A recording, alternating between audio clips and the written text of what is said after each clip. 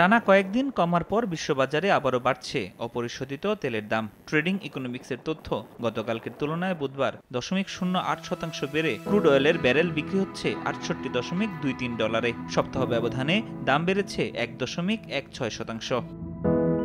বেড়েছে ব্রেন্টের দামও 0.02% বেড়ে বিশ্ববাজারে এই তেল বিক্রি হচ্ছে ব্যারেল প্রতি $70.04। সপ্তাহ ব্যবধানে দাম বেড়েছে 1.37%। এদিকে গ্যাসোলিনের দাম বেড়েছে 0.21%। বুধবার সকালে বিশ্ববাজারে গ্যালন প্রতি এই তেল বিক্রি হচ্ছে $2.18। 3.46% দাম বেড়েছে এক সপ্তাহে।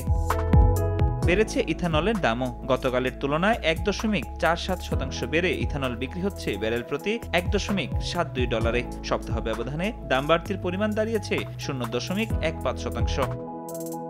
তবে প্রাকৃতিক গ্যাসের প্রতি গ্যালনের দাম কমেছে 0.63%, বিক্রি হচ্ছে $3.32। সপ্তাহ ব্যবধানে দাম কমতির পরিমাণ দাঁড়িয়েছে 4.53%।